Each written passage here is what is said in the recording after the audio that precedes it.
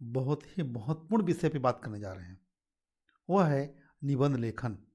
निबंध लेखन एक कला है और निबंध तो प्रायः प्राथमिक स्तर पे, माध्यमिक स्तर पे, हाई स्तर पे या हायर सेकेंडरी स्तर पे या कॉलेज स्तर पे निबंध पूछा ही जाता है, अंग्रेजी में हो या हिंदी में हो। यह अंक कम बेसी हो सकता है, किसी कक्षा में 5 नंबर, किसी कक्षा में 8 नंबर और किसी कक्षा में 10 नंबर का प्रश्न पूछा जाता है। आइए हम निबंध लेखन के बारे में संपूर्ण जानकारियों को जानते हैं। अब हम बात करेंगे सबसे पहले निबंध का अर्थ, परिभाषा और प्रकार के बारे में। तो निबंध का मतलब होता है बांधना। निबंध शब्द 2 शब्दों से मिलकर बना है, नि धन बंध, जिसका अर्थ है अच्छी तरह से बंधा हुआ। इनकी भाषा विषय के अनुकूल होती है। निबंध की शक्ति है अच्छी भाषा। भाषा के अच्छे प्रयोग द्वारा ही भावों, विचारों और अनुभवों को प्रभावशाली ढंग से व्यक्त किया जा सकता है। किसी एक विषय पर विचारों को क्रमबद्ध कर सुंदर, सुगठित और सुबोध भाषा में लिखी रचना को निबंध कहते हैं। निबंध अनियमित, असीमित और असंबद्ध रचना है। निबंध वह लेख है जिसमें किसी गहन विषय पर विस्तृत और पांडित्यपूर्ण विचार किया जाता है। मन की उन्मुक्त उड़ान निबंध कहलाती है। अब हम निबंध की परिभाषा विभिन्न विद्वानों के द्वारा दी गई है, उसको जानेंगे। सबसे पहले हम देखते हैं बाबू गुलाब राय के अनुसार निबंध का आकार सीमित होता है, उसमें निजीपन होता है, स्वच्छ और सजीव होता है। इसी तरह आचार्य रामचंद्र शुक्ल ने भी अपने शब्दों में निबंध की परिभाषा इस प्रकार दिए हैं। यदि गद्य कवियों की कसौटी है तो निबंध गद्य की। और पंडित श्याम सुंदर दास के अनुसार निबंध वह लेख है जिसमें किसी गहन विषय पर विस्तार पूर्वक और पांडित्य पूर्वक विचार किया गया हो। अब हम निबंध की विशेषताओं के बारे में जानेंगे कि कौन सी विशेषताएं अच्छी निबंध की होती हैं। आइए हम जानते हैं। इस प्रकार निबंध किसी विषय पर विचार प्रकट करने की कला है जिसमें विचारों को क्रमबद्ध रूप से पिरोया जाता है। इसमें ज्ञान, विचार और व्यक्तित्व का अद्भुत संगम होता है। यद्यपि निबंध लिखने का कोई निश्चित सूत्र नहीं है, फिर भी निम्नलिखित बिंदुओं पर विशेष ध्यान देना पड़ता है। तो आइए बच्चों, हम जानते हैं कि निबंध लिखते समय किन किन विषयों की जानकारी आवश्यकता है। सबसे पहले कसावट, प्रभावशाली भाषा और विषयानुकूल हो। दूसरा, निबंध में विचार और भाषा दोनों में ही कसावट का गुण होना चाहिए। उदाहरणों का भी भाषा नहीं बदलनी चाहिए। तीसरे नंबर पे निबंध का अर्थ ही है कि भली भांति बंधा हुआ या कसा हुआ। विराम चिन्हों का समुचित प्रयोग आवश्यक होता है। विचार बिखरे न हो। चयनित विषय पर चिंतन मनन करें। विचारों में एक श्रृंखला हो जो क्रमबद्ध हो। विचारों में संतुलन हो, अर्थात प्रमुख बातों पर अधिक महत्व और गौण बातों पर कम महत्व देना चाहिए। निबंध स्पष्ट होना चाहिए। निबंध में बदलती हुई विषय सामग्री के अनुसार पैराग्राफ को बदल देना चाहिए। निबंध के अंग की बात करें तो बच्चों, निबंध के 4 अंग बताए गए हैं, जिसमें पहला है शीर्षक। किसी भी निबंध का अगर यदि हम कहें तो उसका जान होता है निबंध का शीर्षक। शीर्षक आकर्षक होना चाहिए ताकि पढ़ने वाले को उत्सुकता पैदा हो जाए। और इसके बाद प्रस्तावना आता है। निबंध की श्रेष्ठता की यह नींव होती है। इसमें भूमिका भी कहा जाता है। यह अत्यंत रोचक और आकर्षक होनी चाहिए, परंतु यह बहुत लंबी नहीं होनी चाहिए। भूमिका इस प्रकार की हो जो विषय वस्तु की झलक प्रस्तुत कर सके। इसके बाद आता है विस्तार। अब आप विस्तार को क्रमशः बिंदुवार हेडिंग दे करके लिखें। निबंध सर्वप्रथम यह देखें कि वह संतुलित हो और अत्यंत आवश्यक हो। यही निबंधकार अपना दृष्टिकोण प्रकट करता है। इसके बाद अंतिम में जो आता है वह है उपसंहार। इसमें निबंध का समापन एक निश्चित क्रम में होता है। लेखक अपना दृष्टिकोण प्रस्तुत करता है। उपदेश दूसरे के विचारों को उद्धृत कर या कविता की पंक्ति के माध्यम से निबंध को समाप्त किया जा सकता है। अब बच्चों, हम जानते हैं निबंध के प्रकार, कितने प्रकार के निबंध लिखे जा सकते हैं। तो सबसे पहले जो आता है वह है वर्णनात्मक निबंध। इसमें किसी स्थान, विशेष, वस्तु, घटना का वर्णन होता है। वर्णनात्मक वर्णन होता है, इसीलिए वर्णनात्मक निबंध कहते हैं। और वर्णन के लिए भाषा सरल और ओजस्वी होनी चाहिए, शैली रोचक। निबंध पढ़कर उस वस्तु, घटना या स्थान पूरा चित्र आंखों के सामने आ जाए, ऐसा लिखा होना चाहिए। किसी त्यौहार जैसे होली, दीपावली, ईद, क्रिसमस, यात्रा दृश्य, स्थान या घटना, गणतंत्र दिवस की परेड, ताजमहल, ओलंपिक खेल आदि पर लिखे गए निबंध प्रायः वर्णनात्मक निबंध कहलाते हैं। दूसरा होता है विचारात्मक निबंध। इसमें चिंतन और विचार की प्रधानता होने के कारण इसे विचारात्मक निबंध कहते हैं।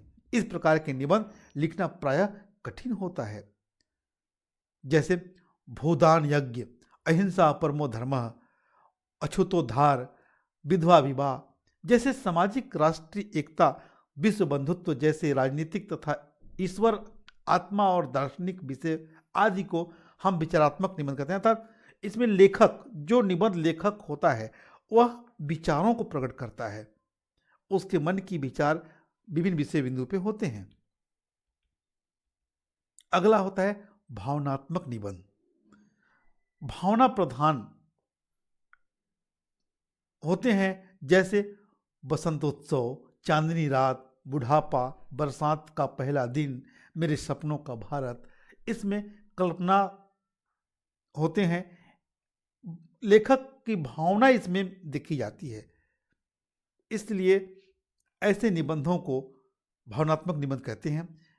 जैसे यदि मैं प्रधानमंत्री होता, मेरी अभिलाषा, नदी की आत्मकथा आदि विषय इसमें आते हैं और उसमें लेखक की भावनाओं को उल्लेख किया जाता है।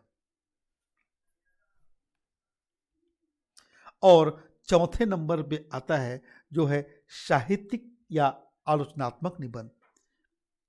इसमें किसी साहित्यकार, साहित्यिक विधा, साहित्यिक प्रवृत्ति पर लिखा गया निबंध साहित्यिक या आलोचनात्मक निबंध कहलाता है। जैसे मुंशी प्रेमचंद, तुलसीदास, आधुनिक हिंदी कविता, छायावाद, हिंदी साहित्य का स्वर्ण युग आदि विषय हैं। इसमें ललित निबंध भी हम कह सकते हैं। इनकी भाषा काव्यात्मक और रसात्मक होती है। ऐसे निबंध शोध पत्र के रूप में अधिक लिखे जाते हैं। तो हम ये कह सकते हैं कि इसमें लेखक की शोध भावना झलकती है। अब हम बात करें कि जो निबंध, जैसा मैं शुरू में ही बताया था, 5 नंबर से लेकर के 10 नंबर तक के निबंध विभिन्न कक्षाओं के स्तर के अनुसार पूछे जाते हैं। यदि 10 नंबर का निबंध है तो उसमें 300 से 350 शब्द होना चाहिए। 7 अंक का निबंध है तो 200 से 250 शब्द, और 5 अंक के निबंध को 150 से 200 शब्दों में लिखा जाना चाहिए। तब बच्चे को पर्याप्त नंबर मिल पाता है। हम निबंध बात करें तो 3 तरह के होते हैं, जैसे बहुत मुश्किल निबंध, आसान और बहुत आसान। मुश्किल की बात करें तो जैसे एकदम तात्कालिक, जैसे बीजिंग ओलंपिक में भारत, आसान में थोड़ी जो हमेशा देखते सुनते या प्रायः सभी कक्षाओं में पढ़ते आ रहे हैं, जैसे विज्ञान वरदान या अभिशाप, विज्ञान के चमत्कार, दूरदर्शन, दूरदर्शन का महत्व, ऐसे शब्दों को हम आसान निबंध की श्रेणी में रखते हैं। और बहुत आसान की बात करें तो होली, दिवाली, दशहरा, जिससे हम गुजरते हैं और आंखों देखी चीज़ों को एक निबंध के रूप में पिरो देते हैं, जो लिखना आसान होता है, बहुत आसान होता है। अब हम बात करें तो परीक्षा में निबंध दो तरह के आपको पूछे जाते हैं। एक तो संकेत बिंदु के साथ होता है और दूसरा संकेत बिंदु नहीं होता है। तो संकेत बिंदु के साथ जो निबंध होते हैं वो लिखने में आसान होते हैं, जिसको हम प्रारूप कहते हैं। और यदि संकेत बिंदु नहीं है तो संकेत बिंदु हमको बना करके ही लिखना चाहिए। जैसे संकेत बिंदु का मतलब मैं जो बताया कि जैसे कोई भी निबंध है उसमें दिया रहेगा, जैसे विज्ञान का चमत्कार ही है तो लिखेगा भूमिका, अर्थ, महत्व, प्रभाव, लाभ, हानि, उपाय और उपसंहार। इस तरह से प्रस्तावना जो दिया हुआ है और संदर्भ के बिंदु वो दिए रहेंगे संकेत के बिंदु। पर जिसमें संकेत नहीं दिए हो तो संकेत बनाने पड़ते हैं।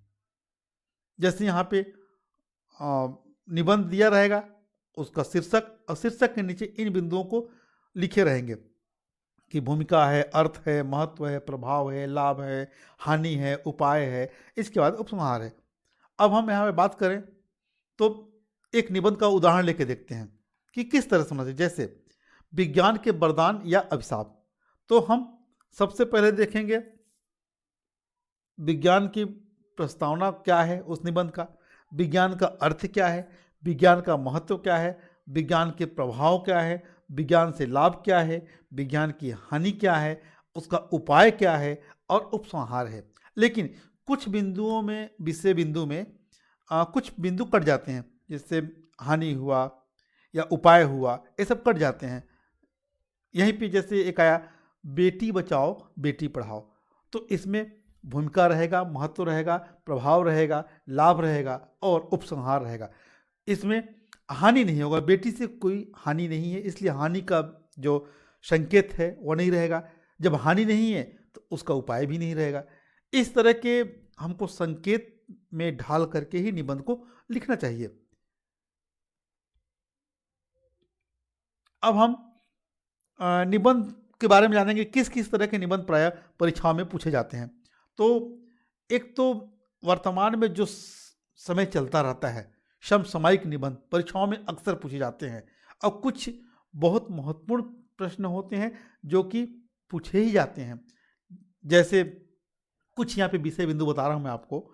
साक्षरता का महत्व है, स्वच्छ भारत स्वस्थ भारत, आतंकवाद की समस्या, समय का सदुपयोग, नारी शिक्षा, भ्रष्टाचार, महंगाई की समस्या, विज्ञान के लाभ हानि, प्रदूषण की समस्या। ये कहना चाहिए कि एक कॉमन विषय है, इस पर प्रायः परीक्षाओं में पूछे ही जाते हैं प्रश्न। और इसके बाद कुछ और निबंध जैसे स्वास्थ्य से संबंधित हो सकते हैं, भारतीय त्योहारों के हो सकते हैं, पर्यावरण पे निबंध हो सकते हैं, खेलकूद के निबंध हो सकते हैं, महान व्यक्तियों की जीवन गाथा पे हो सकते हैं, नारी और महिलाओं से संबंधित हो सकते हैं, सामाजिक मुद्दे पर निबंध हो सकते हैं।